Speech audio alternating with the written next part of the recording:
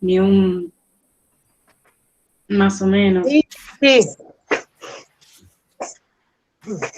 Solo uno. Leímos. ¿Qué textos, Omar? Y los textos de la clase 7, el de cátedra y el de Ritter. El apunte de cátedra que escribió Andrea Ariza y la de Michael Ritter. Sobre la reputación, se escuchó el video, porque también sí, claro, tienen después en otra parte, otra solapa que tiene que ver con el trabajo final, pero bueno, estamos también trabajando sobre cómo venimos nosotros en la parte sobre otros autores. En esta vez, como dice Vanessa, los grupos de interés, los stakeholders, sepan disculpar mi inglés, y o el mapa de públicos, como también ya lo habíamos más o menos mencionado en clases anteriores.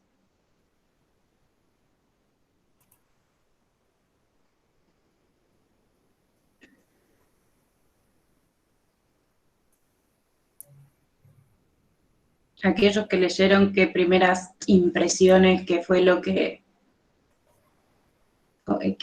les generó, lo comprendieron, ¿no? Porque esto es un poco lo que vamos a ir trabajando también con las instituciones que han seleccionado.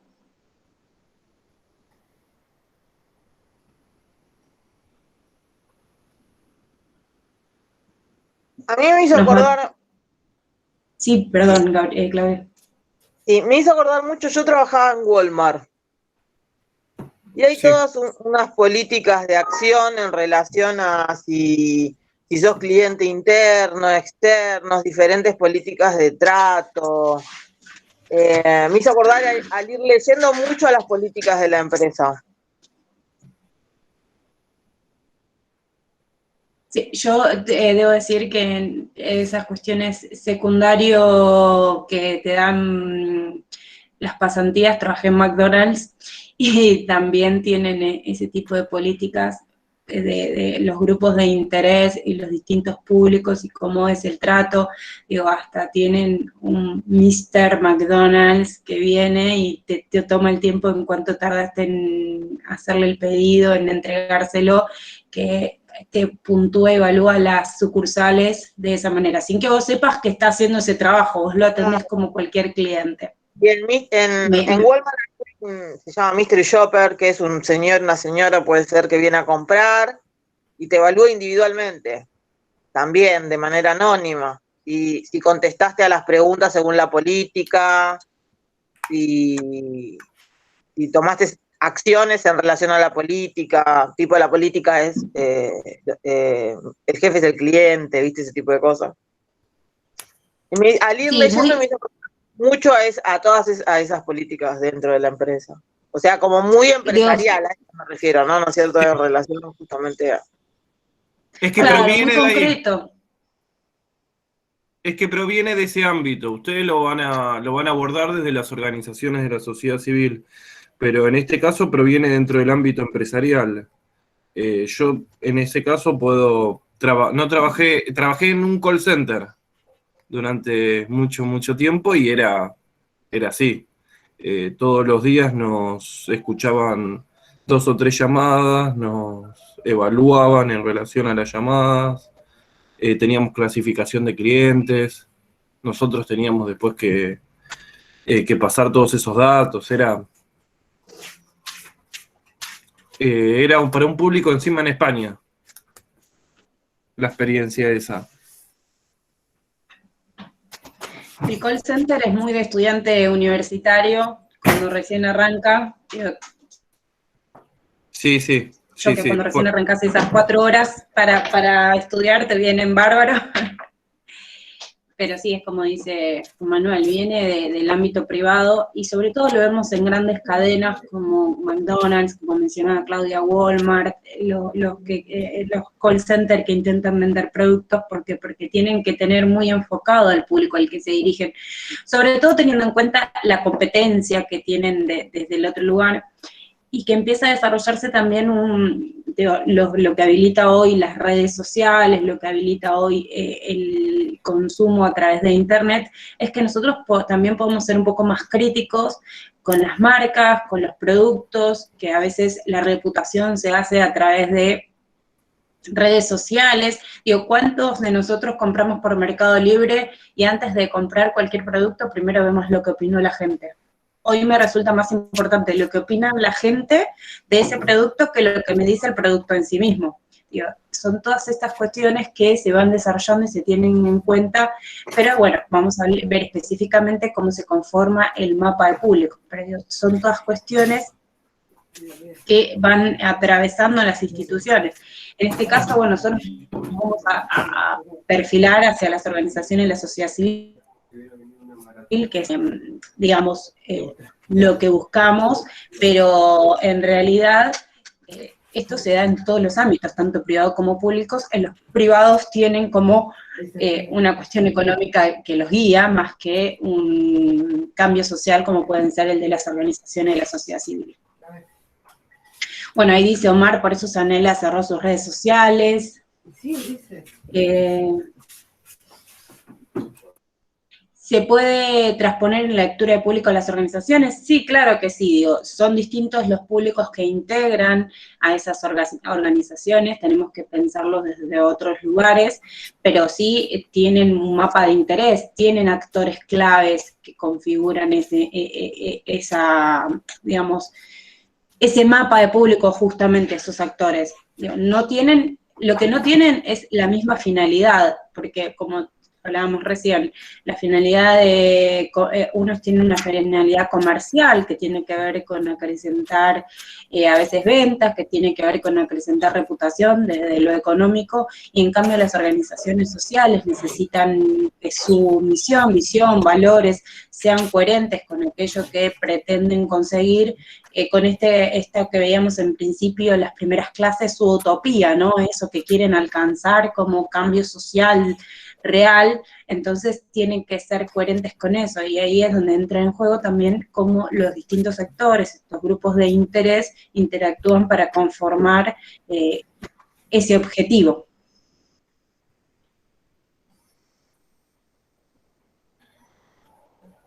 No sé si querés, Juan, que compartamos dale, justo estaba pensando en eso. Ustedes me dicen si la ven, por favor, porque yo no los veo después de esto.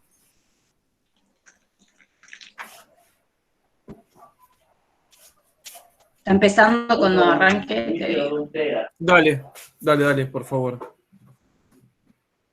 Ahora sí, ahí ya se ve. Bueno, vamos al mapa de públicos. Esto lo van a tener que abordar desde sus organizaciones de la sociedad civil.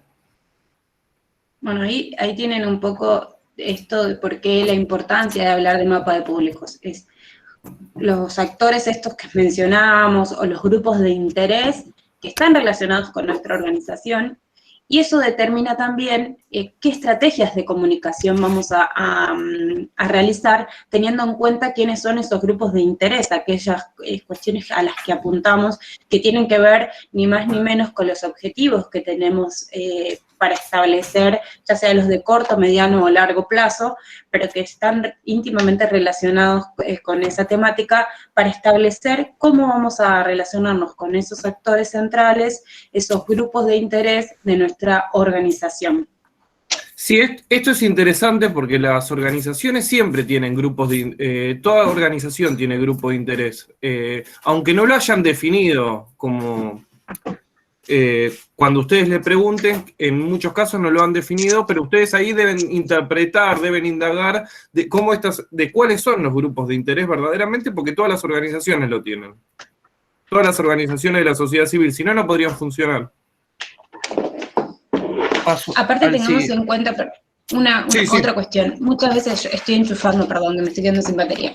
Una de las cuestiones que tenemos que tener en cuenta es que a veces las organizaciones de la sociedad civil se van conformando con pocos actores que después se van ampliando y que a veces no tienen una persona encargada específicamente de la comunicación, o sí se encarga de la comunicación, pero que no sea especializada en relaciones públicas, en comunicación social, digo, que tienen que ver con quienes en cierto punto comprenden y desarrollan a estos mapas de públicos. Entonces, quizás por eso tampoco lo tienen bien declarado, desarrollado, pero que siempre existen, digo, por más que a veces no digamos, este es mi mapa de públicos, el mapa de públicos existe.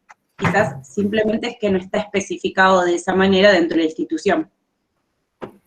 Ahí va a ser el trabajo de ustedes, que van a tener que interpretar y van a tener que indagar para lograr eso. Bueno, seguimos. Acá...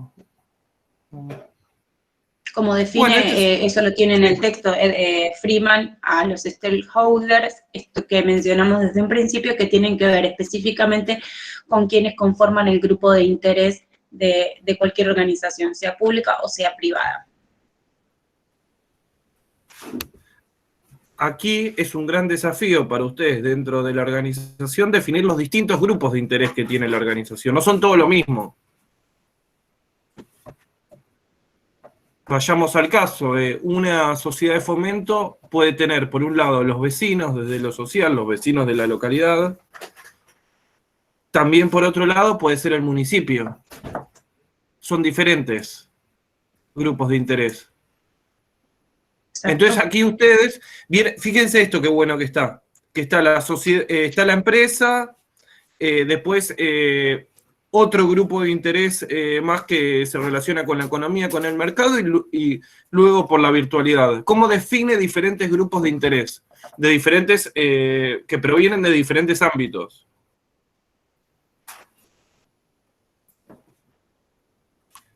Y esto se va a vincular mucho luego con la clase 8, que la clase siguiente que ustedes tienen, que en la clase siguiente se va a hablar mucho desde la organización corporativa, cómo las empresas o las organizaciones estas funcionan por dentro.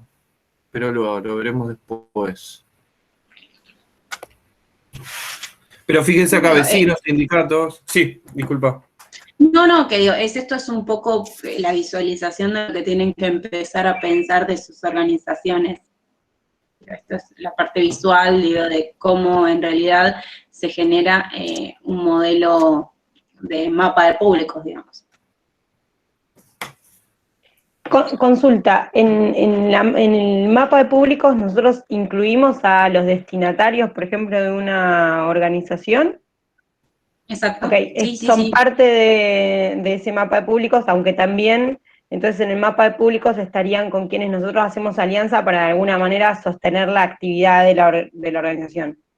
Exacto, si bien son actores externos, no dejan de ser actores estratégicos dentro de los objetivos de la institución, digo.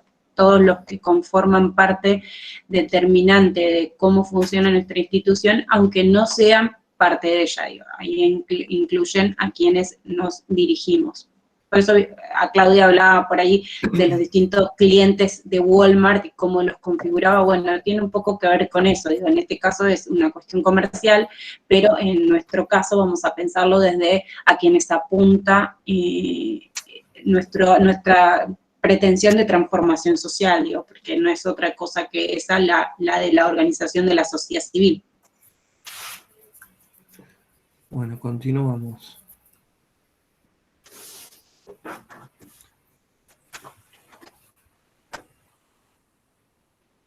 Ahí los tenemos un poco divididos como los primarios o secundarios, esto que hablábamos recién, Iris, que aquellos que se vinculan directamente y aquellos que no están vinculados de forma directa, pero que influyen en nuestra organización. Tiene que ver con esas divisiones que se hacen, digo, si bien los que son primarios pueden ser, pensando en el club que hablaba Juan, una comisión directiva de la sociedad de fomento, y los secundarios son aquellos que forman parte, pero no son parte de las autoridades, por ejemplo, pero que sin embargo sobre ellos se tiene en cuenta qué actividades se pueden desarrollar porque son en definitiva a quienes apunta nuestra organización. Volvemos a lo mismo, quizás a veces cuesta un poco traspolarlo desde una organización que tiene fines económicos a una organización que tiene fines sociales. Por ahí a veces cuesta esa traspolación, porque están pensados, los grupos o los mapas de públicos muchas veces están muy pensados desde una cuestión de marketing, porque es desde ahí donde nace esta primera, este primer mapa o acercamiento que empiezan a entender por qué es tan importante tener en cuenta distintos factores. Porque el precio de un producto no se establece solo por el valor unitario, sino son un montón de otras cuestiones que se tienen en cuenta, en este caso también a los públicos, de cómo generar valor agregado y a través también de la comunicación. Por eso se genera todo esto, porque el mapa de público es lo que nos va a permitir establecer distintas estrategias de comunicación, que en definitiva es lo que a nosotros en esta materia es lo que nos interesa, comprender cómo podemos armar distintas estrategias entendiendo cuáles son las faltantes o los inconvenientes que tiene una institución para desarrollar cualquier tipo de comunicación para con sus públicos. Sí, a mí me pasó... Sí. A mí me pasó que ni bien abrí el texto, hay un cuadro con preguntas, antes de leer el texto, digamos. El texto me pareció súper empresarial, claramente, pero las preguntas me relacionaron mucho con el trabajo que habíamos estado haciendo en relación a la organización, ¿no? Esto de decir, bueno, mira, faltó esto por ahí. Esto también se podría haber desarrollado porque se habló, de hecho, en la charla, de decir, por ejemplo, quiénes son opositores o quiénes están en contra o cuáles son los trabajos que hay que hacer, digamos, como contra la marea, por llamarlo de alguna manera, ¿no? Y cómo se informa. Me parece que ese cuadro fue súper revelador en relación a un trabajo que ya veníamos haciendo. Después el texto trajo otras cosas, pero las preguntas todas se encuadran en algo de lo que estuvimos hablando de la organización. Y eso está bueno porque fue como una super guía. Estas que dicen con quién se relaciona la organización, qué problemas tiene, cuáles son las personas con las que se quiere tener algún tipo de relación, quién autoriza o regula la actividad, cómo se lo nombra, cómo se les puede agrupar. Sí, tienen que ver con todas esas respuestas hacen a lo que es la organización y qué hace esa organización en sí misma, Por eso cuando las ves, las visualizás y empezás a responder en función de lo que fueron averiguando de la institución seleccionada, empieza a tener un poco más de claridad que pensado solamente desde lo comercial, que es, como vos decís, estos textos por lo general están muy vinculados con el marketing. A mí me pasa, por ejemplo, yo estuve ayudando a mi pareja a hacer un mapa de públicos, pero él estudia en la Universidad de Palermo. Imaginarán que no está pensado bajo ningún concepto analizar una organización de la sociedad civil. Es bien de marketing, bien empresarial lo que están haciendo. Entonces el mapa de públicos está muy relacionado con esto que estamos viendo hoy, de quiénes son los gerentes, los accionistas, los proveedores, qué roles cumplen. Pero bueno, tiene que ver con eso.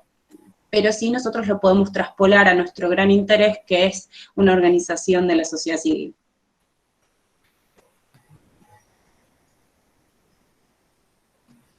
Bueno, acá ahí tenemos sí, continúa con lo mismo, las diferentes definiciones de los diferentes públicos, empleados, proveedores, accionistas, clientes.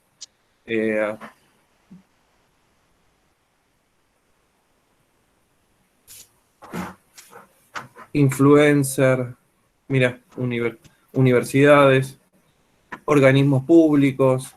Esto me hace acordar, en un momento yo estuve vinculado mucho con una sociedad de fomento, que quizás ustedes la conocen. Es en Calzada, en el barrio San Jerónimo, 17 de agosto. ¿Alguien la conoce? Sí, No la conozco un montón. Ahí un grupo de compañeras hacen hockey también, hockey social, y ahí desde el municipio tenemos un refugio para mujeres y niños y niñas en situación de calle. Qué bueno. ¿Te acordás que antes funcionaba hasta un jardín? Jardín, que ahora bueno, no sé si el jardín funcionó Y está el ahí hogar del niño. o ahí nomás. que está a la vuelta. Claro. Ese, bueno, ahora Sí, convenió con CENAF y todo, también está creciendo un montón. Y había muchos fines ahí, es impresionante. sí, impresionante. Bueno, ¿sabés que yo ahora hace, ¿cómo se llamaba uno de los fundadores de esta José sociedad de Pedro, fomento? José Pedro y el amigo que murió hace 3, 4 años. sí. No, ese no lo conozco. ¿Sabés que en un estudio que había hecho una diplomatura superior, tengo la investigación final es sobre la Sociedad de Fomento 17 de agosto? Sobre todas Ese las material actividades. no sé si le llegó a la sociedad de fomento, nosotros estamos mucho en vínculo con las compañeras, de hecho ahora hay un cambio de comisión, hay elecciones y eso que se Sí. postergaban por la pandemia, pero ese material no sé si lo tienen las compañeras y estaría muy piola para fortalecer Dale, ahí un poco la historia de ellas. dale. De Igual ellos. es del 2000, es sobre la historia, ¿viste? De la sociedad de fomento. Me hace acordar porque trazábamos los diferentes públicos que había en relación a esta sociedad de fomento, que era pero enorme, porque hasta teníamos vínculos con autoridades nacionales para resolver algunas cuestiones. Si querés, después te lo mando el material y bueno, mandale saludos a José Pedro, que hace años que no lo veo. Sí, ahora les escribo. Bueno, dale. Me fui capaz del tema. No, pero está Si, bien porque digo, es parte de lo que en realidad pretendemos, que lo podamos ver en algo concreto, porque a veces lo teórico queda como en el aire y cuando pensamos en algo concreto, en algo que conocemos, empieza a vislumbrar un poco más cómo se conforma este mapa de público, la comisión directiva. Vos, Iris, recién mencionabas, bueno, las elecciones se postergaron por la pandemia, pero ahí ya tenemos actores centrales, que es la comisión directiva de esa sociedad de fomento. Y ahí en el cuadrito, en el marcadito celeste, está un poco lo que les mencionaba anteriormente, con esto de las herramientas de comunicación, cómo empiezan a hacerlos públicos también de gran interés porque podemos cuestionar, gestionar información, porque tenemos más posibilidades de comunicarnos y hacer pública esa comunicación. Obviamente no es lo mismo que aparezca en un medio tradicional de comunicación, ya sea un diario, ya sea la televisión, radio, pero sí las redes sociales igual nos permiten cierta repercusión y por lo menos al público más cercano estar en feedback constante. Todas estas cuestiones a tener en cuenta. Vieron que hace poco, estrategia de marketing o no, todos terminamos hablando del cambio de logo de Blancaflor. Mi mamá quejándose de, no tiene nada que ver lo que plantean, porque es como media antifeminismo, no sé si decir antifeminismo, pero sí cree que las mujeres a veces exageramos de una ama de casa hace 50 años, ¿no? Porque para ella ciertos parámetros son los de la normalidad, la naturalidad con la que vivió toda su vida. Entonces, romper estos parámetros, pero como estrategia de marketing, atendiendo o no a cuestiones que que hacían llamado desde INADI, como estrategia de marketing fue espectacular, porque socialmente la mayoría de las personas terminamos hablando de Blancaflor. Eso también son cuestiones de estrategias de comunicación, que a veces no son específicamente pensadas, bueno, todos van a hablar de Blancaflor, pero sí era pensado desde, bueno, nos ayornamos y adaptamos al tiempo en el que vivimos. Ya no puede haber una persona que cumplía con los parámetros de esclavitud siendo la que muestra nuestro logo, ¿no? Y teniendo en cuenta como este ejemplo de la sociedad de fomento, también lo que pensaba, digo, si bien es cierto que hay públicos y todas las organizaciones los tenemos, digamos, no hacerlo también, lo que sucede también es que siempre comunicamos de una misma manera, en general. Quizás un qué mapa te hace bueno. que a determinado público le tengas que comunicar de una manera, a determinado público de otro. Qué sé yo, a los vecinos seguramente funcione más un boca en boca, un puerta a puerta, y que quizás, no sé, si la misma sociedad de fomento quiere conseguir un subsidio en Nación va a tener que armar una carpeta determinada, con cierto esquema. Ahí Fueguitos, cuando estábamos charlando, también nos pasaron una carpeta, digo, como esa carpeta no se la deben pasar a cualquier persona, porque no tiene sentido capaz pasársela, pero sí está bueno que la tengan armada. Y también lo que decían, bueno, esto de las redes, qué sé yo, con mi organización pasa lo mismo. A determinada gente le contamos unas cosas y a otras le contamos otras. Pero sin tener este mapa de público armado, que quizás sería más asertivo aún si lo tuviéramos.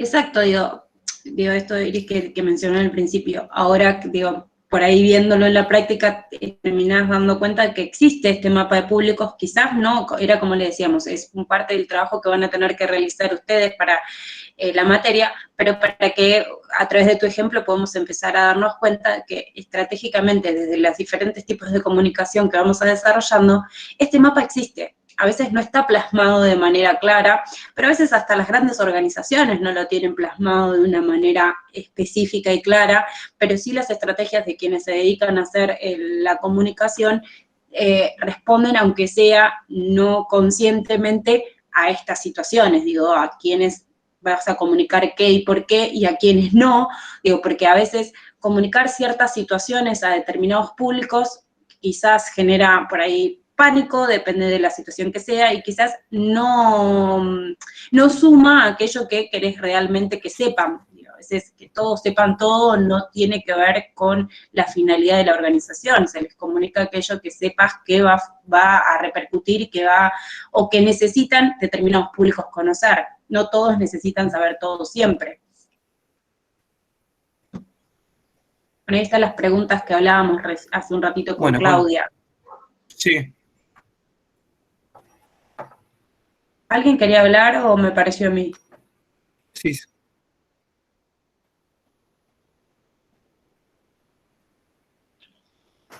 ¿No? A mí me pasó en relación a eso puntualmente con la organización que trabajamos. Yo vivo a 10 cuadras de la asociación, que se llama Fueguito. Está ahí desde 2018, en ese espacio. Y yo recién la conocí ahora, en marzo. En febrero, marzo. No sabía que existía. Digo, por un lado se plantea qué actividades hago yo, tal vez, por un lado, si llego hasta eso, a 10 cuadras, digamos, pero también el interés que ellos tuvieron de difundirse, ¿no? Digo, de la búsqueda, primero estaban como súper locales, apuntando a otras organizaciones específicamente para obtener donaciones, tal vez, o acompañamiento o ayuda, y bueno, y en el último año hicieron una acción más de difusión para extenderse, digo, ¿no? Entonces ahí también me planteo ese momento de qué públicos y en qué momento, ¿no? Como parte de la organización. Y a veces las organizaciones ven la necesidad de llegar a nuevos públicos. Y eso es sano porque refiere mucho al crecimiento, al cambio de la organización. Claro, sí, por ahí se da con nuevas actividades también, no solamente con la intención de una difusión, sino de nuevas actividades que generan otros públicos. Exacto. Tengamos en cuenta esto que hablamos desde un principio de la materia, es que nada es estático, todo es dinámico, lo que funciona y sucede hoy como estrategia de comunicación puede no funcionar mañana porque agregamos nuevas actividades y esas actividades generan nuevos públicos y esos nuevos públicos necesitan que se les comunique las situaciones de otra manera. Bueno, eso va a implicar hacer otro tipo de generación de contenidos distinta, otra estrategia nueva que se vincule quizás con nuevos objetivos, que fue la ampliación de actividades por parte de la organización de la sociedad civil, que hoy quizás porque tenga más espacio, porque tenga más recursos, que responderá a distintas referencias previas, pero que tenemos que pensarla en esa dinámica. Que lo decimos siempre, que en la planificación también, se evalúa constantemente en la ejecución también, porque podemos ir modificándolo a lo largo de cómo vaya sucediendo, porque lo que funciona hoy puede no funcionar mañana y viceversa.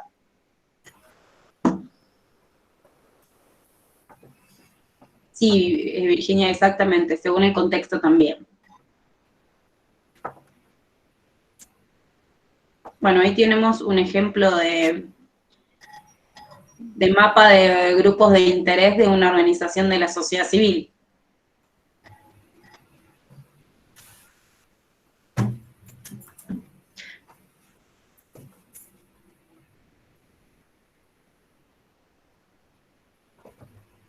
Bueno, acá tenemos algo más específico, depende también de qué autores también sean los que desarrollan estos mapas de interés, van a circular distintas estrategias. Veíamos al principio los stakeholders primarios y secundarios. Bueno, este modelo lo establece según los atributos que pueden ser el poder, la legitimidad o la urgencia, que puede estar trazado por los tres o por alguno de los tres. Y eso va a determinar también cómo se genera ese mapa de públicos, cuáles son los poderes, si son latentes, si son discrecionales, si son reclamantes, digo, cómo funciona, la importancia, en todo caso, de estos stakeholders, según el poder, la legitimidad o la urgencia.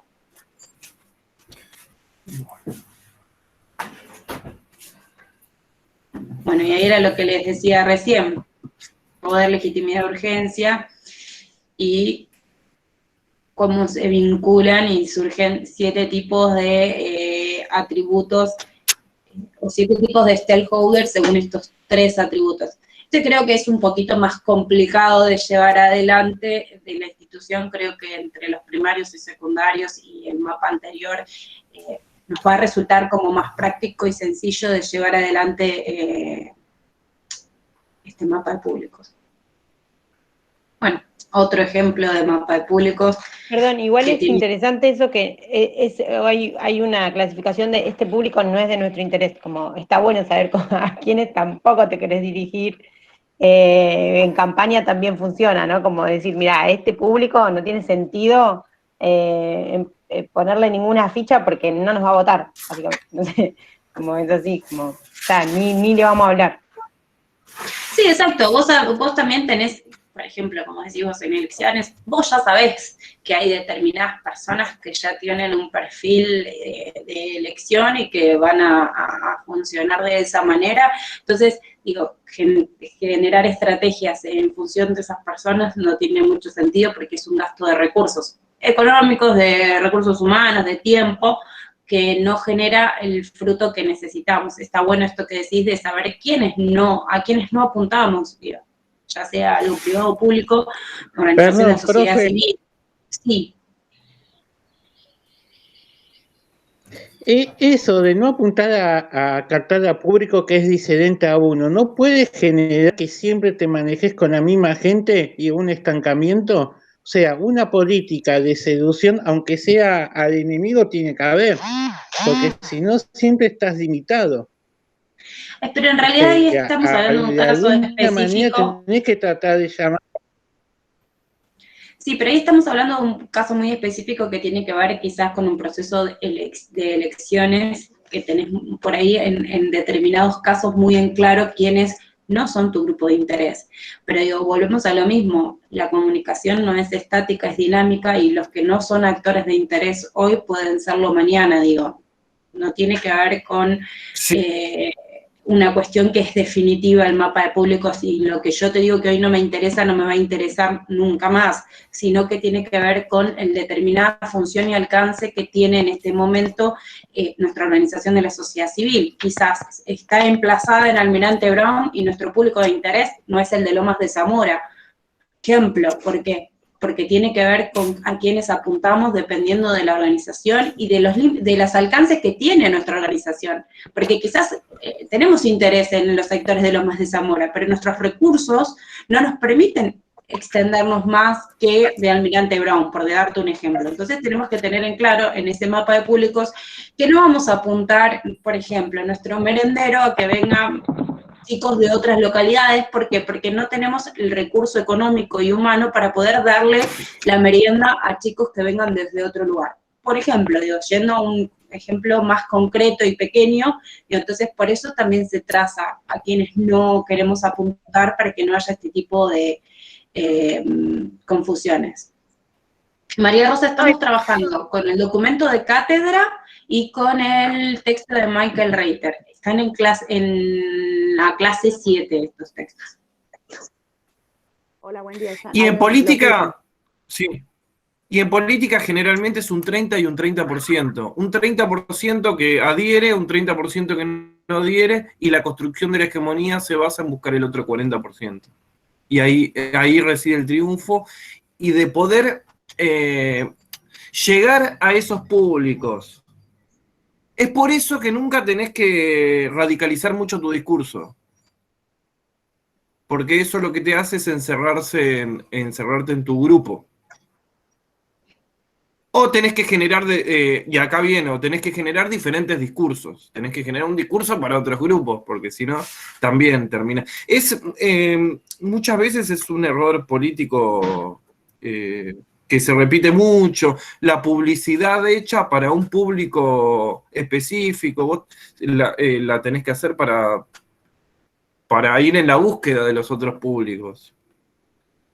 Pero bueno, era eso con respecto. Hay un público que nunca vas a llegar. Quizás lo mejor es llevarte, no confrontar con ese público. Pero siempre, siempre, siempre hay un sector que resulta inaccesible. Digo en política. Sí, igual sucede, digo, en cualquier, más allá de la transversalidad de la política, sucede que tenemos que tener en cuenta que cualquier estrategia de comunicación que hagamos, así tengamos en claro a qué público apuntamos, no siempre va a ser 100% efectiva hacia todos. Eso tenemos que tenerlo en claro cuando hagamos la comunicación de cualquier organización, y por eso también hablamos de no ser estáticos y siempre de la misma manera, porque ahí podemos generar errores al no poder llegar a más público o a todos los actores a los que queremos llegar, porque cometemos el error de creer que con esa pieza comunicacional o esa estrategia que estemos desarrollando podemos llegar al 100%. Eso no sucede, no sucede a ninguna organización de la sociedad civil, no le sucede a ninguna empresa. Digo, siempre tenemos que tener en claro que cualquier estrategia tiene sus limitaciones.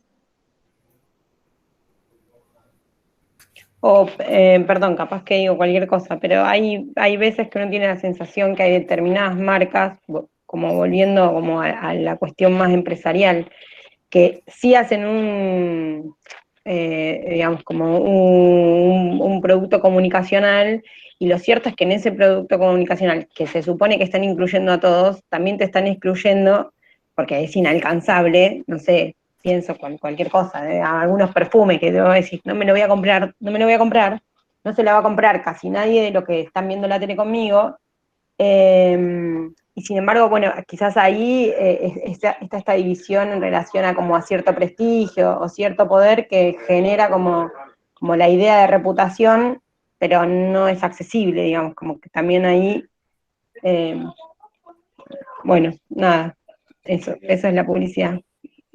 No, sí, también, digo, no sé si, digo, también es errores comunicacionales que se generan y que no tienen que no se adaptan quizás a una nueva sociedad que está surgiendo. Se me viene a la mente, hace poco sacó Philips Lumia, es la depiladora esta de luz pulsada, que es depilación definitiva para las mujeres. Y la publicidad empieza, no te sientas un cardo, y muestran la pierna de la mujer y un cactus. Primero que no es un cardo, es un cactus el que muestran. ¿Y qué es el cardo? Es algo que no se toca, algo que pincha, algo que lastima. Entonces, que si no me depilo soy alguien intocable, que tengo que lastimar. Y finaliza diciendo, para que estés lista para todo. Y a mí me preguntan, ¿lista para qué? Entonces, yo creo que ahí Philips erró en el concepto comunicacional, apuntándonos a las mujeres. No, creo que ahí es el error, digo, creer que todas vamos a ser divinas, depiladas, compartir un canon de belleza, se sigue buscando eso de tenemos que cumplir con el canon de belleza, digo, tiene que ver con no supo vislumbrar cómo lo puede comercializar, algo que es un producto bueno, pero que no está adaptada a la comunicación a la actualidad. Es como decía hace un rato la compañera, hay que saber leer el contexto también. Bueno, le pasó a Carrefour en un día de niñez también, que puso todo niño, niña, y lo tuvieron que sacar directamente. Los campeones y las cocineritas. Algo así. Algo así. Era todo con C de Carrefour y los varones eran los campeones y las niñas eran las que cocinaban. Princesas, me parece. Y sí, lo tuvieron que sacar. Igual eso lo hicieron durante 20 años. O sea, hubo un año. Claro, en un momento dijimos basta. Basta, claro, tal cual. Pero un poco en relación a lo que decía Iris del perfume, por ejemplo, ¿no? Que fue una de las cosas que relacioné en relación a la clasificación. Que también hay muchos perfumes que no hacen publicidad. No sabes que existen. O sea, también hay marcas que por ahí, inclusive teniendo un determinado precio, sí juegan con lo aspiracional. Y hay otras que no. Hay otras que no. Y capaz que salen hasta más económicas, pero no aspiran a que vos, que sos de un determinado ámbito social, les compres. Pero hay otras que por ahí juegan con lo aspiracional y pretenden sí ampliar su mercado en ese sentido. Entonces digo, también hay una intencionalidad, no es que vos decís, bueno, yo no me lo compro, bueno, pero capaz que no te lo compras hoy, pero mañana, pero el año que viene, pero un día te llegó un aguinaldo y dijiste, listo, es eso pendiente. Y está ahí latente, digo, ¿no? Porque tiene que ver con un montón de trabajo que hace un montón de publicidad, de un montón de marcas, que vos quieras aspirar, que quieras acceder a determinados productos. Y con respecto a lo que decía Omar, que decía, bueno, también tengo que pensar en el enemigo, en la seducción. Bueno, pero junto con lo que dice Samantha, a veces el enemigo está demasiado lejos, entonces por eso no es un público de interés. Digo, qué sé yo, no quiero llegar a Europa con fueguitos. Entonces por ahí también decir, bueno, dentro de la clasificación están los inactivos, los discrecionales y apuntamos a eso, ¿no? Es decir, si los distinguimos. Genial, porque es un gran trabajo ese, el de poder localizar y poder diferenciar los diferentes públicos. Y con respecto a eso, me gustaría mencionar que a raíz del cambio del modelo de producción de Fordista a lo que fue el toyotismo, la sociedad se fragmentizó,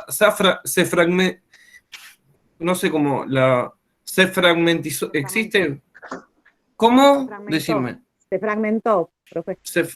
Exactamente, ya. Se fragmentó muchísimo. Las identidades ya no son lo que eran antes. No son esas identidades que podían totalizadoras. Entonces, ahora generalmente las marcas lo que generan son discursos para diferentes públicos, son diferentes discursos.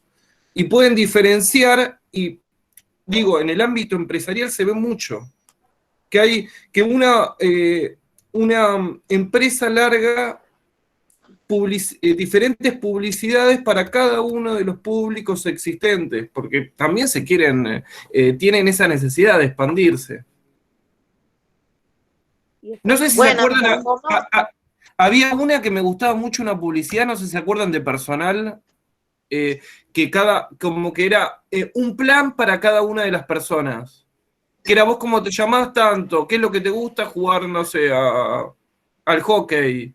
Entonces, este es un producto específico para vos. Sería el sumum, ¿no? De la individualización al máximo, que la empresa le pueda dar un servicio a cada una de las personas. Incluía a los abuelos también. Había una abuela hablando por teléfono de línea, algo así había, sí. Bueno, eso, lo que vos estás diciendo, viene de la mano del cambio del modelo de producción, Gabriela. Es como que ya no es lo que era antes, no es el famoso 4K que lo podía comprar un trabajador como una persona con recursos. Ahora, según los recursos que tengan, según la personalidad que vos tengas, según dónde vivas y todo eso, esa empresa te va a poder dar un producto a tu medida. Exacto. Y otra cosa que también empieza a jugar un rol importante es Internet y el desarrollo de algoritmos, cómo nosotros vamos dejando huellas en aquello que consumimos a través de Internet, y eso va generando un algoritmo que después, cuando vos buscas cualquier cosa en Internet, no te va a llegar cualquier publicidad, te va a llegar una publicidad específica con tus cuestiones de interés. Digo, no sé si les pasa que un día buscan cualquier cosa en cualquier tienda online y al otro día tienen 800 publicidades con el mismo tema, pero porque tiene que ver con una lectura de algoritmos que hace Internet y que nosotros vamos leyendo y nos va llegando en función de lo que nosotros vamos buscando. Digo, por eso me causó mucha gracia muchas veces cuando gran parte del discurso me vacuno o no me vacuno porque viene la vacuna rusa es me van a meter un chip. Muchachos, muchachas, no hace falta meterte un chip, tus huellas las vas dejando porque cuando pagaste con débito, cuando accediste al home banking, cuando usaste WhatsApp, digo, porque algunos te pueden decir yo no uso redes sociales, como Instagram, Facebook, pero dejas otras huellas que tienen que ver con un mundo que hoy está digitalizado y cuyas desarrollos se dan de esta manera, entonces vas dejando huellas que van determinando que vos preferís pagar los servicios online y no hacer más la fila de el Rapipago, digo, todas esas cuestiones forman un perfil online de qué cuestiones nos pueden interesar y por eso se nos apunta tan individualmente muchas veces.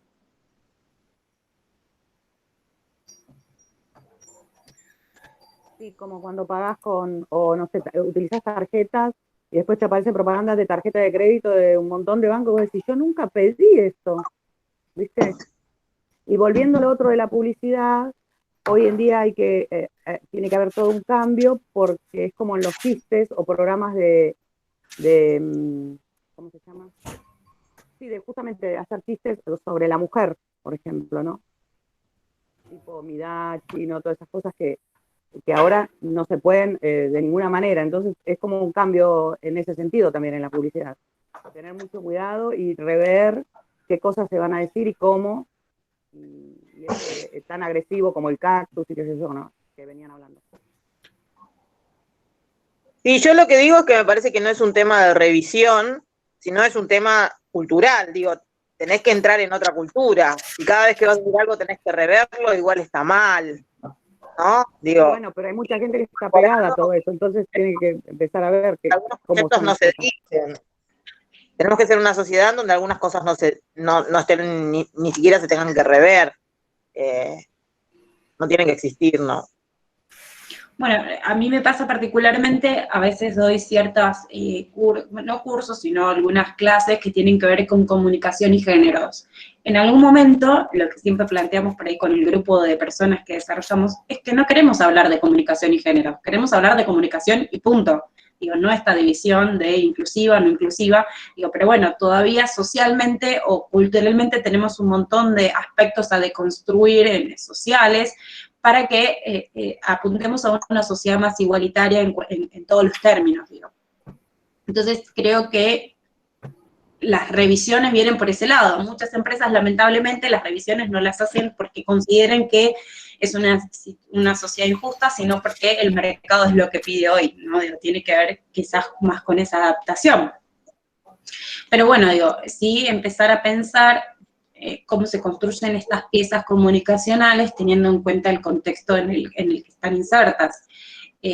Digo, por eso también lo resaltamos para las organizaciones de la sociedad civil, por eso seleccionamos Almirante Brown, porque es en cierto punto el partido donde está emplazada la universidad y que por eso nos interesa trabajarlo desde ese lugar. Digo, tiene que ver con estas cuestiones y empezar a comprender nuestro mapa de público también en qué lugares y en dónde están determinados también es cómo vas a comunicar. No es lo mismo comunicarle a alguien que vive quizás en el centro de Adrogué que alguien que vive, como en mi caso, en Rafael Calzada y no en el centro de comercial o en el centro cercano a la estación, digo. Son dos diferentes tipos de públicos, porque nos conformamos socialmente de otra manera. No es lo mismo nosotros como público universitario que el público de secundario, que el público de primario, porque las competencias cognitivas también son distintas. Digo, son todas situaciones que hay que tener en cuenta cuando se desarrolla cualquier estrategia de comunicación. Por eso para nosotros es importante que sepan diferenciar estos públicos de interés, porque cada estrategia de comunicación va a apuntar a ellos justamente.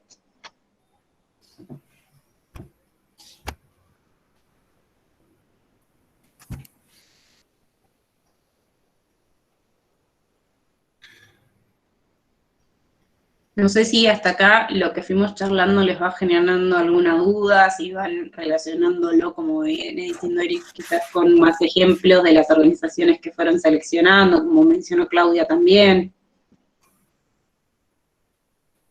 Sí, está clarísimo. Nosotros cuando hicimos la charla con Fueguitos le habíamos preguntado, bueno, hace poquito tienen 3 personas encargándose de la comunicación, sobre todo de redes, digamos, porque eso también, yo no sé, digamos, como cuando hablan de comunicación, ponemos como lo fuerte en si estamos en redes sociales o no y si manejamos las redes sociales. Ahí también habría que poder analizar un poco más de qué habla una organización cuando habla de comunicación.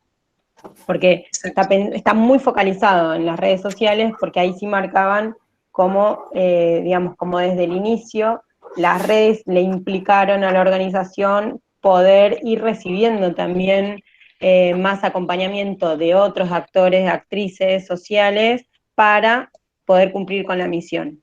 Pero siempre muy focalizado en esto, en las redes sociales.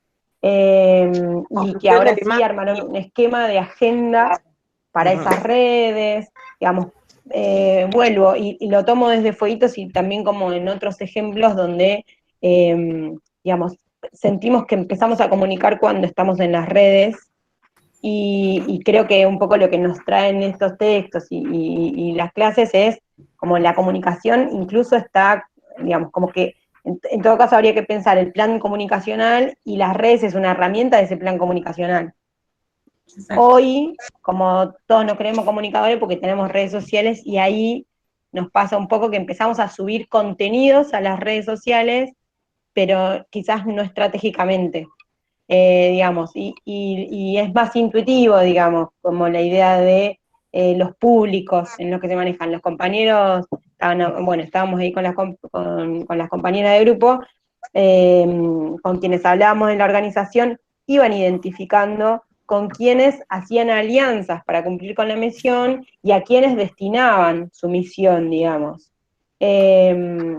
Con lo cual eso está más intuitivo, habría que poder ir desarmando un cacho más para poder hacer este mapa. Me parece que como en la generalidad está, y en la generalidad de la comunicación es qué contenidos le meto a las redes sociales.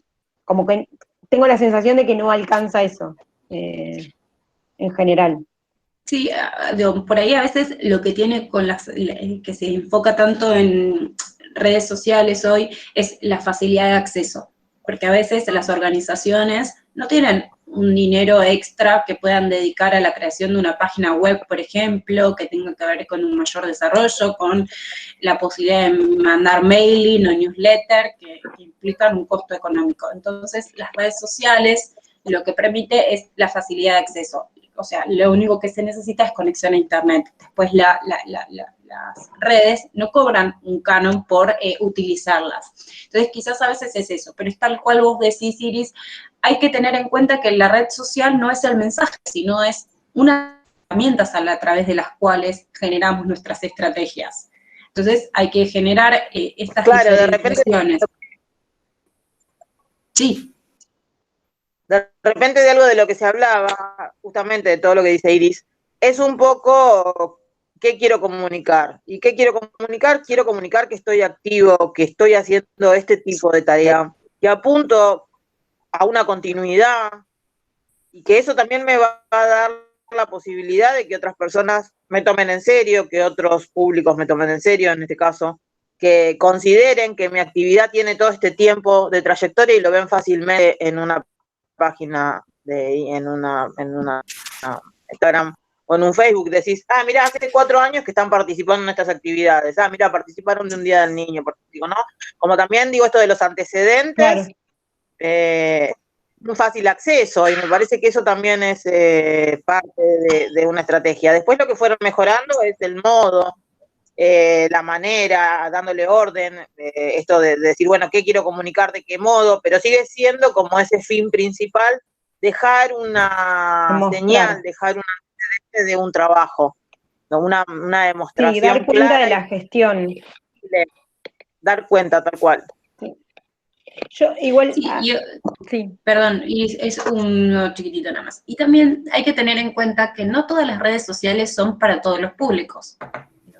Hoy es muy difícil que a un adolescente, a alguien más joven, lo enganches, por decirlo de una forma, o que le llegue el mensaje a través de Facebook, porque no son usuarios de Facebook, son usuarios quizás de Instagram, depende de qué público apuntes, vas a usar Instagram, Facebook, Twitter, y tampoco replicas el mismo mensaje en las redes sociales, o sea, quizás lo que funciona para Facebook no funciona para Instagram, o no funciona para Twitter, también hay que ir adaptando los mensajes, las estrategias que se desarrollan en función de qué medios de comunicación tiene la institución. Porque muchas veces se replica el mismo mensaje en todo, y a veces ahí radica el error, porque no podés apuntar a distintos públicos de distintas edades con el mismo mensaje. Sí, a nosotros nos pasó el año pasado, dentro de la coordinación donde estoy acá en Desarrollo Social, tenemos el programa Envión. Y nos pasó que para poder sostener la virtualidad, claro, digamos, lo que nos decían es, por un lado, que los jóvenes estaban más en Instagram. Y sabes que en muchas grupalidades de la CES donde laburamos nosotros, lo que sucede es que los pibes y las pibas no tienen su propio celular, con lo cual no pueden bajar la aplicación. Entonces seguían usando Facebook porque la pueden usar, loguearse en cualquier celular o en cualquier compu, y entonces varios pueden utilizar esa red social. Lo que nos pasaba es eso, en el caso particular, como muy de esas grupalidades.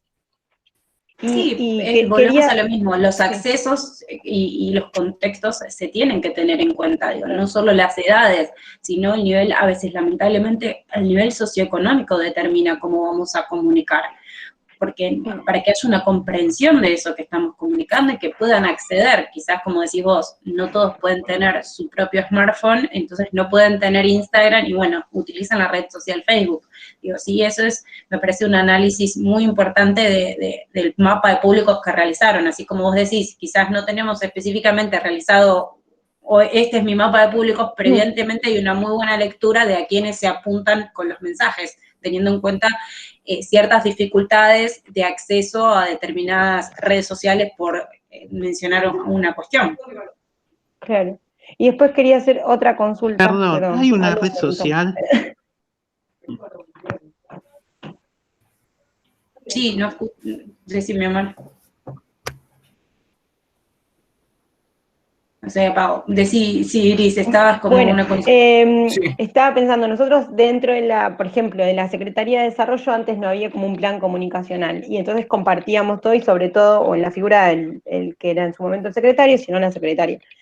En un momento dijimos, bueno, organicemos esto, y lo cierto es que el plan comunicacional, ahora, a quienes no somos del palo de la comunicación, no lo entendemos, como en las redes, que sobre todo es Instagram y es Somos Desarrollo, van armando como un esquema y una agenda que la verdad que mucho de lo que se hace no se ve ahí. Pero tenemos que respetar porque entendemos que, digamos, pero lo cierto es que mucho del público que tenemos ahí como diariamente no se ve reflejado en esa comunicación. Entonces lo que entendemos es que esa comunicación está pensada para otro público, no para el público de alguna manera usuario o vinculado más directamente con todo lo que tiene que ver con desarrollo social. Perdón que hago un ejemplo más como desde el Estado, pero digo, como hay veces también el plan comunicacional terminan, al menos en nosotros, como quedamos muchas de las cosas que se hacen totalmente desdibujado. Sí, creo que parte a veces de una, no sé si llamarlo error comunicacional, pero creo que sucedió con años anteriores y creo que está sucediendo ahora, que se hacen muchas más cosas de las que se comunican. Entonces a veces nos quedamos cortos con, que a veces son mucho mejores a veces las cosas que se hacen que no se comunican que las que sí se están comunicando, digo, a veces creo que sí, coincido Iris, desconozco en plan estratégico generado desde un principio, pero a veces creo que la cuestión de los planes estratégicos de comunicación tienen que ser transdisciplinares. Yo como comunicadora puedo comprender las herramientas de cómo utilizar las redes sociales, cómo utilizar ciertos mensajes para qué públicos, pero a veces son los que están en el día a día quienes nos pueden ir trazando ciertas estrategias porque son los que comprenden a nuestro público, son los que tienen esa cuestión vincular constante. Digo, ahí creo que en las organizaciones y la sociedad civil eso además juega un papel central, digo, más allá sea o no vinculado al Estado, creo que hay que empezar a tener en cuenta también a los referentes de determinadas situaciones y lugares para generar los planes estratégicos de comunicación. Lo relaciono un poco con el tema de la comunicación interna en relación a lo que hablábamos de lo que es la identidad, ¿no es cierto?, de una asociación, decir, bueno, dentro de la asociación, una comunicación justamente para que los mismos de la institución no queden excluidos de esa comunicación. Quiere decir que ahí falta dentro de la misma institución un relevo de cuáles son los intereses o qué cosas se pueden comprender y en qué condiciones. Sí, lo que decimos siempre, la cuestión participativa sobre todas las situaciones que quizás no esté funcionando de forma transversal. Digo, quizás se los tiene en cuenta para ciertas cuestiones de situaciones que se consulte, pero no en decisiones de cómo generar ese plan de comunicación, que puede ser o no erróneo, digo, no voy a analizar cómo lo están comunicando, pero sí a veces podemos tener nosotros en cuenta estas situaciones. Cuando analicemos nuestra organización de la sociedad civil, podemos establecer que quizás sea una persona específica de comunicación quien esté desarrollando el plan estratégico de comunicación que no esté teniendo en cuenta determinadas características de los públicos de interés.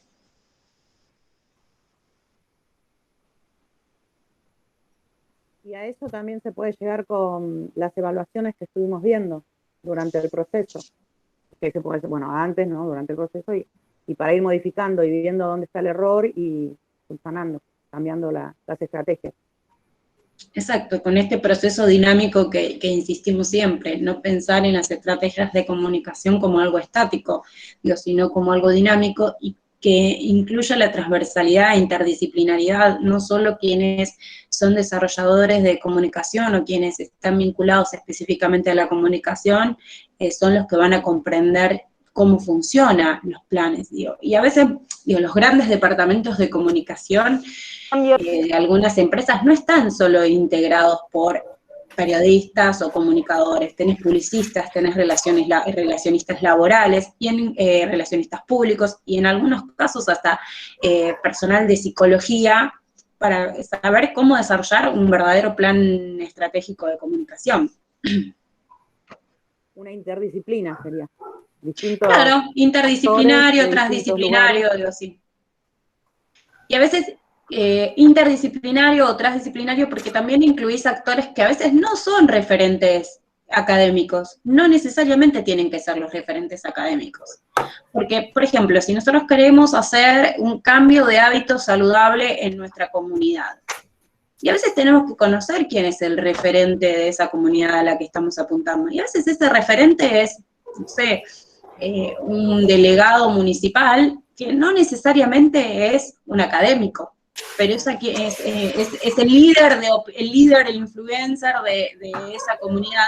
Entonces lo tenemos que incluir en desarrollar nuestras estrategias de comunicación, porque es el que conoce el público al que estamos apuntando y que nos puede llegar a ayudar a entender cuál es la mejor manera de generar ese mensaje.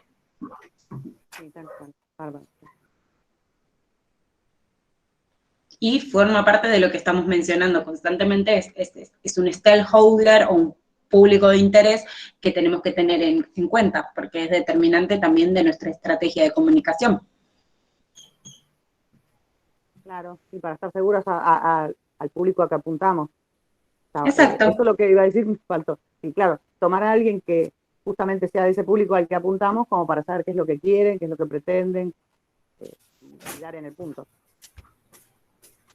Sí, porque a veces estamos inmersos en ciertas características o comprendemos o creemos, juzgamos o prejuzgamos ciertas características de la gente, o sobre todo en las organizaciones civiles, creemos que el público es de determinada manera y lo que pretende es una cosa, y quizás estamos cerrándole, quizás necesita otras herramientas, pero nosotros con nuestra presuposición y cómo juzgamos socialmente, creemos que no. Entonces, por eso es importante que cualquier plan de comunicación sea desarrollado desde estas características, teniendo en cuenta una cuestión transversal y no solo alguien que sepa comunicar, digo, porque uno puede saber comunicar muy bien, pero puede no saber qué es lo que necesita ese público al que está apuntando. Claro, solo sabe lo que quiere y lo que necesita el que lo padece, o sea, el que lo experimenta. Por eso hay que sacar justamente de ese público. Exacto. Digo, son cuestiones que ustedes tienen que tener en cuenta cuando analicen a las organizaciones de la sociedad civil, cómo se desarrollan las piezas de comunicación, quién las desarrolla, qué apuntan, digo, a veces está específico, a veces no, digo, es un poco el trabajo que van a desmembrar, como decía Claudia un poco al principio, esas preguntas claves que fueron surgiendo y que a veces no específicamente las preguntamos, pero a medida que vamos conociendo la historia de esa institución, los acercamientos nos permiten ir respondiendo esas consultas.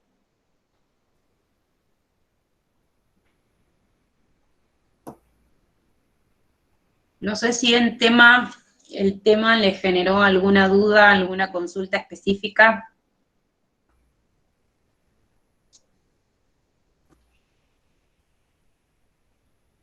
Yo desde lo que pude, porque entré tarde, perdón, pero tuve un imprevisto, no sé, desde lo que yo tomé, entendí todo. Genial. Sí, más que dudas son como un montón de puntas para tener en cuenta y repensar como todo. Exacto. No, yo lo que digo es, si es posible en relación a la clasificación, según sus atributos, si puede haber un ejemplo de cada uno, por ejemplo. Si puede llegar a haber algún ejemplo de cada uno como para que quede claro o más afirmado el concepto.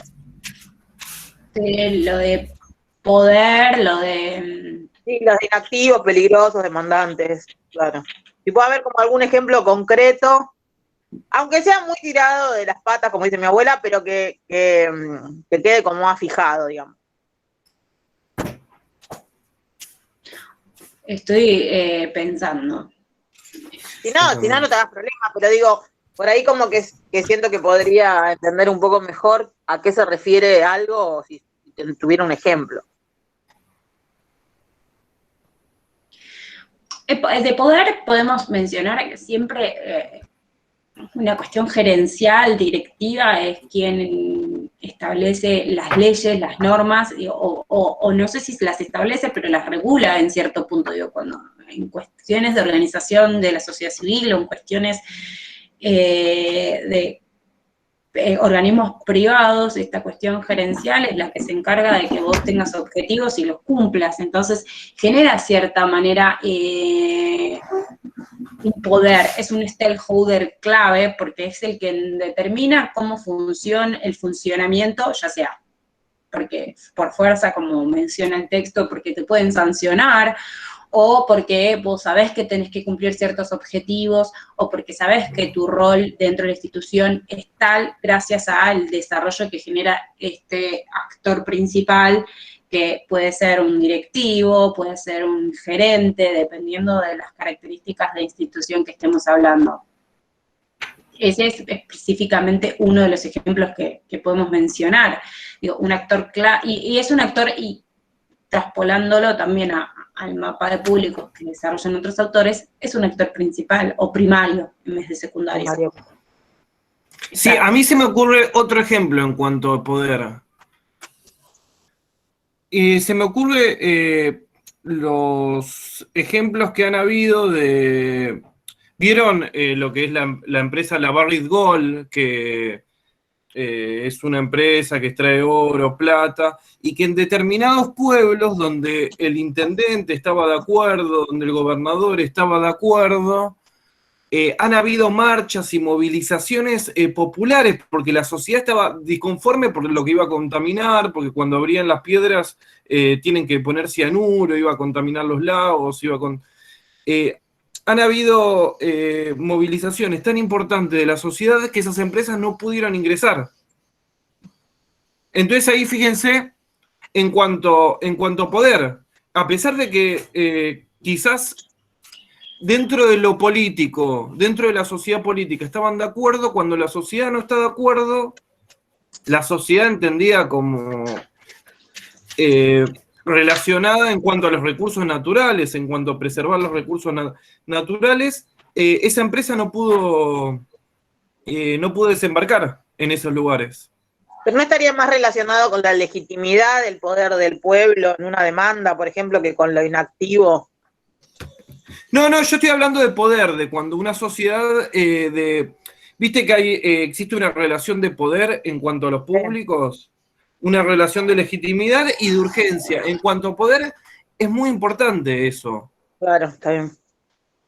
Quizás con este ejemplo que traes, Juan, sí. La venta de la costanera, ahí también hay un ejemplo, me parece, porque es sí, cierto y mucho que más actual, es verdad, Iris. Sí, dale, desarrollala. La sociedad se armó, digamos, como que se dio una instancia de organización más barrial, más popular, de vecinos, y la estrategia comunicacional fue, primero, contarle a todo el mundo, digamos, a la sociedad toda, qué estaba pasando, porque no se estaba sabiendo, y después empezar a hacer alianzas, porque digamos, como que armaron una firma, después movilizaciones, después carteles, después vía las redes, como que también hubo una estrategia comunicacional ahí para generar un poder en relación a poder poner el freno a esa venta, que todavía sigue en disputa, que no se ha resuelto, pero que sí se pudo al menos posponer ese momento, que iba a darse la firma y la venta de la costanera casi en silencio y casi en desconocimiento del resto de la sociedad.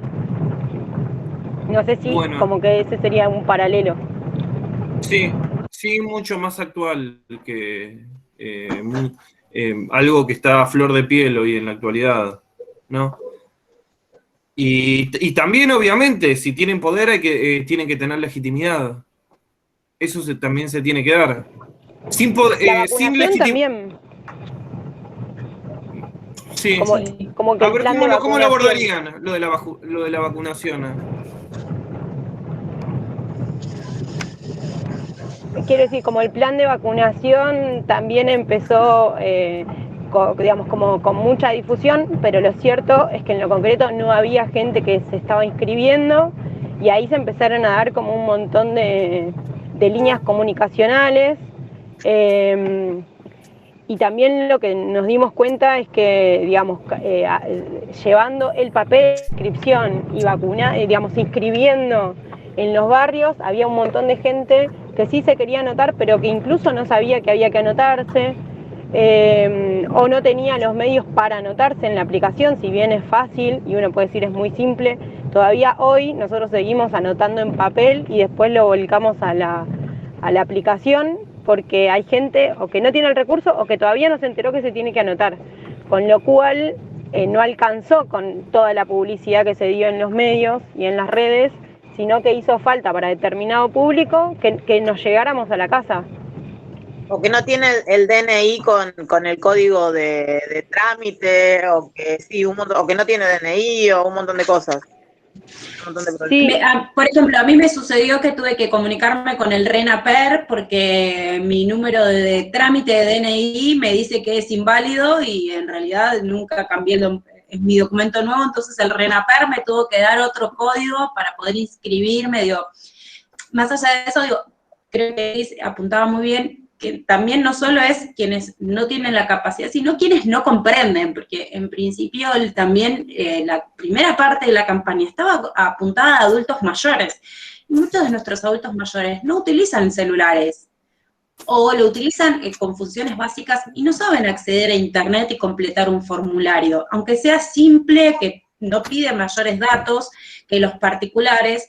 Digo, ¿cuántos de nosotros nos habrá sucedido que tuvimos que inscribir a nuestros abuelos, a nuestros padres, porque no sabían hacerlo? O sea, a mí me pasó, a mis papás los tuve que inscribir yo a ambos porque no saben cómo completar un formulario en internet, y no estoy hablando de adultos mayores como, digamos, de 90 años que quizás nunca accedieron a un celular. Ambos tienen celulares, usan WhatsApp, pero no comprenden las reglas de cómo funcionan los mecanismos de internet. Aparte, tienen esta paranoia de no querer cargar datos en internet además, digo, cómo voy a poner mi número de documento y ese tipo de cuestiones, digo, bueno, son parámetros comunicacionales a tener en cuenta cuando se generan estos públicos para cómo comunicarse con cada uno.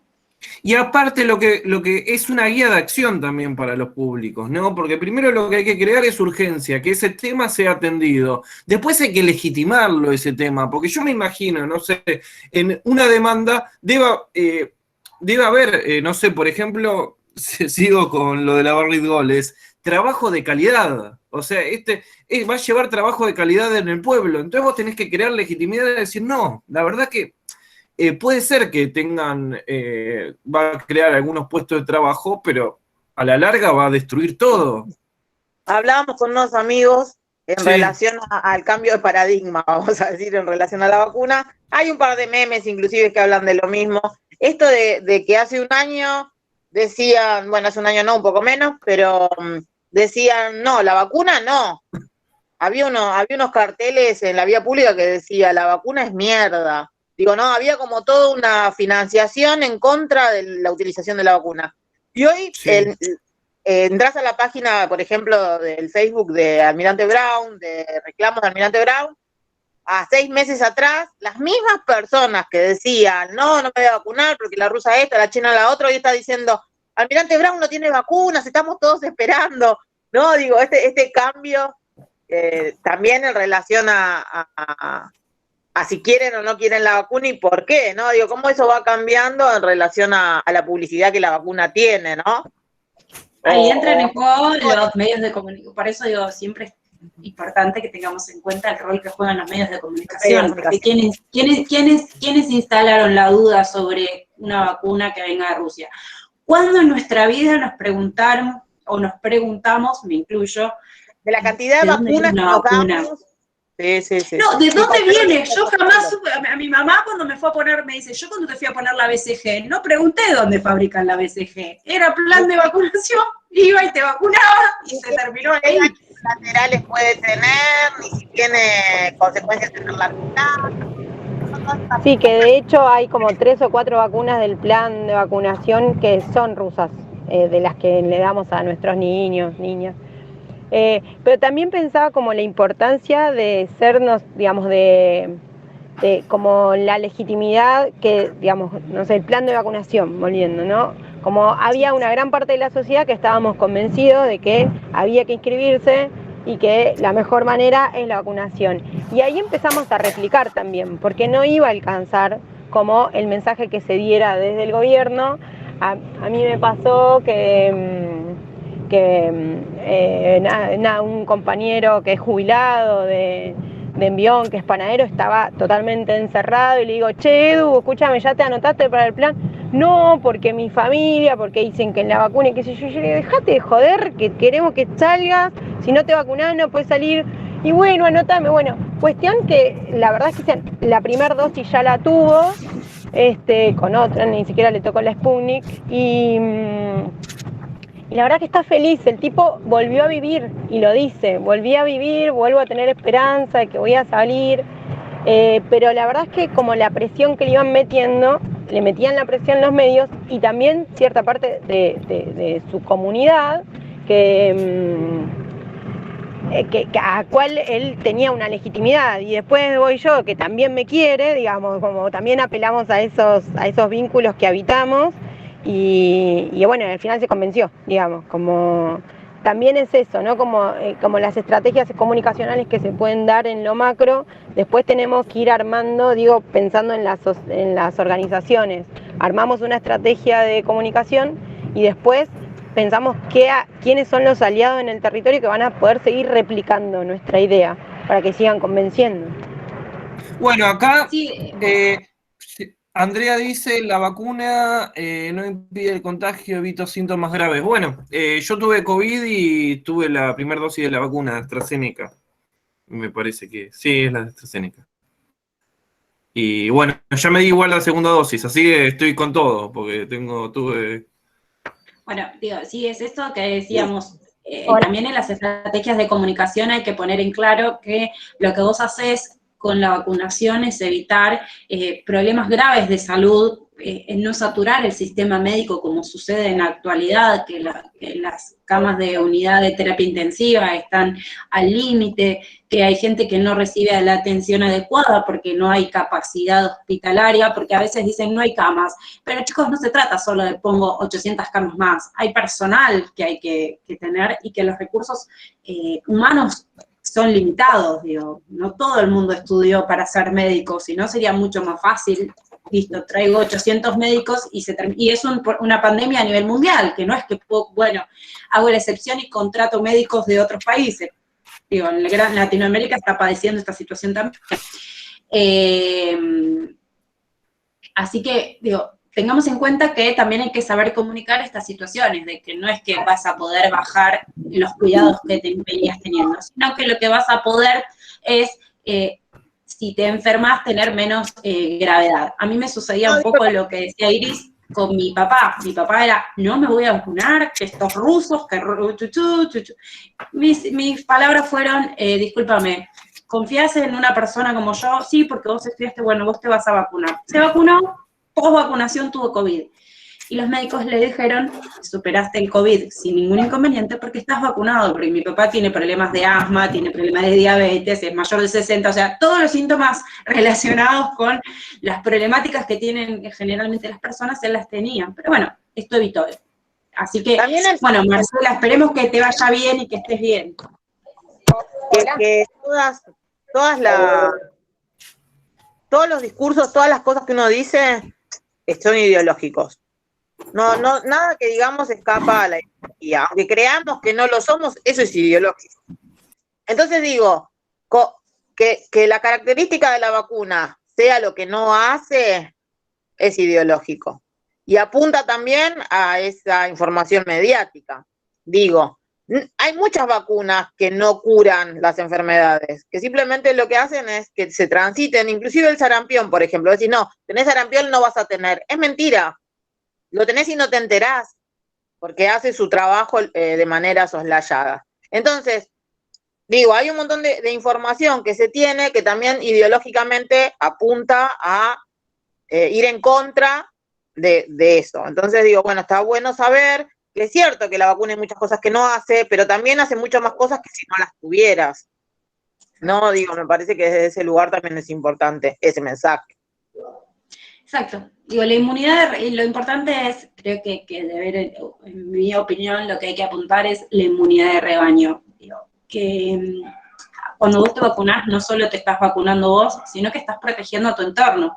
Porque para que la vacuna funcione realmente, la mayoría deberíamos estar vacunados. Como dijiste bien, Claudia, el sarampión.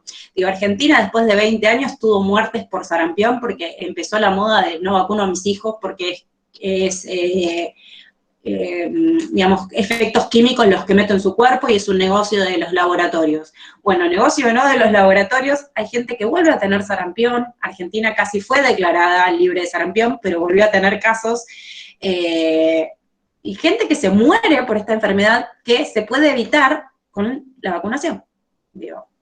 Entonces, es eso lo que, en general las vacunas, como dice Claudia, no es que previenen las enfermedades, lo que previenen son los efectos graves, como vacunarnos todos los años contra la gripe, digo, no es que no vas a tener gripe, no confundamos, es que quizás no te vas a morir de esa enfermedad. Lo que pasa es que justamente no estamos acostumbrados a que haya información sobre esas cosas, no tenemos ninguna información sobre las 500 vacunas que nos damos a lo largo de la vida y que le damos a nuestros hijos e hijas. Entonces, de repente te llega información y crees que sabés. O sea, como no analizás los medios de donde te llega la información, ¿no es cierto? Entonces, todo el mundo sabe para qué sirven las vacunas, cómo son, quiénes son las... Recordemos que es una lucha comercial entre laboratorios. Ninguno está cediendo la matrícula porque es una lucha comercial. Entonces no nos metamos en esa lucha. Lo importante es que la población esté vacunada y que se logre esto justamente, ¿no? Una inmunidad a nivel comunidad. Bueno, ahí mencionaba Iris, Alemania tiene vacunas y gente que no quiere vacunarse.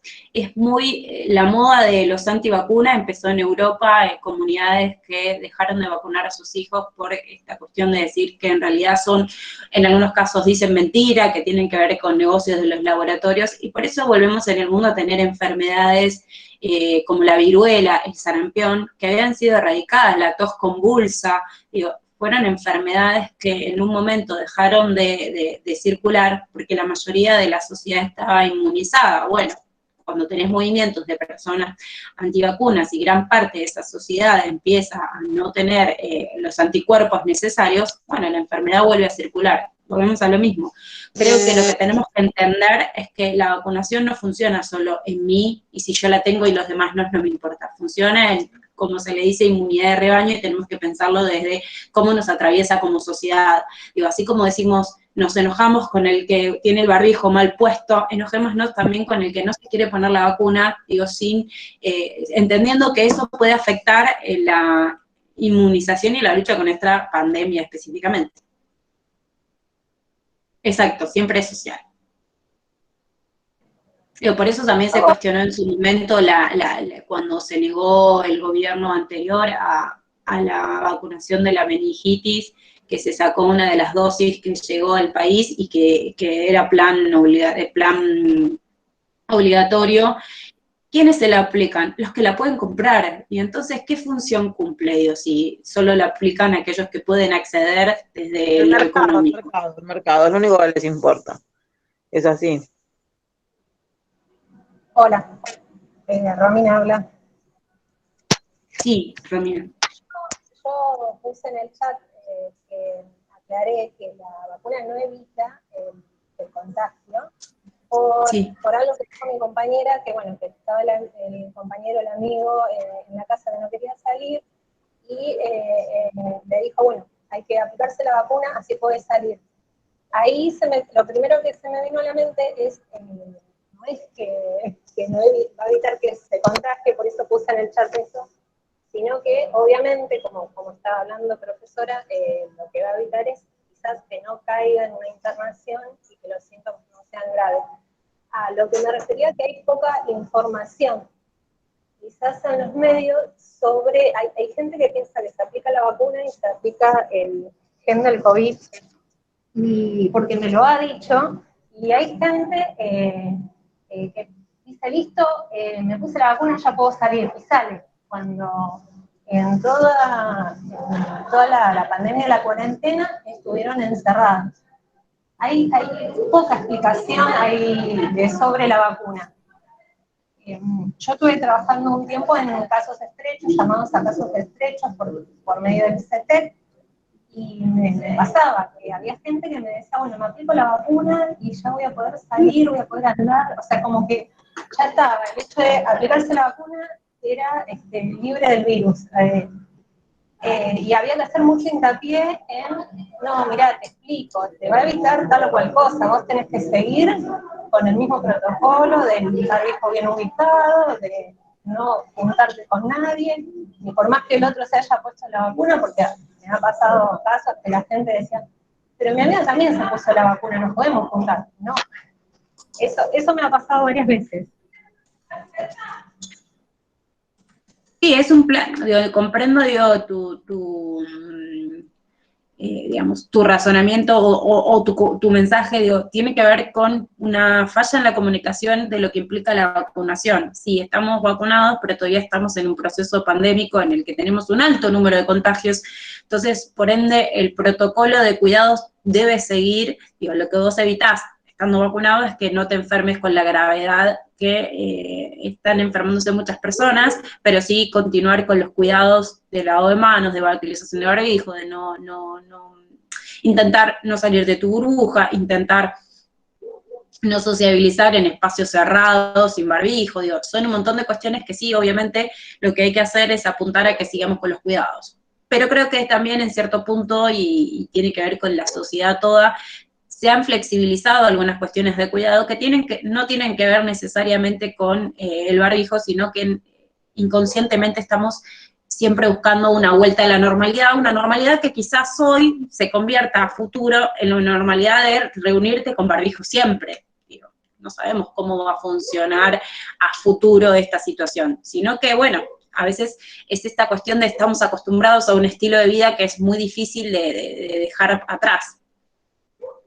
Hay posibilidad de que se vuelva a lo presencial este año, y la verdad, Lucía, yo lo veo muy difícil, sobre todo a nivel universitario. Muy complicado. Somos muchos más que lo que puede hacer un primario, un secundario, con esta cuestión de un día a otro. Vos pensás que nosotros en el inicio del cuatrimestre tuvimos 800 inscriptos.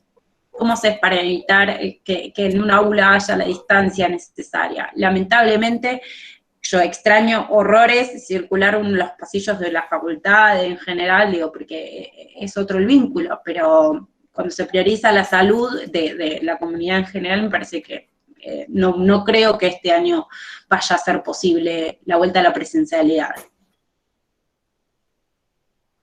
La universidad va a ser lo último que va a volver en cuanto...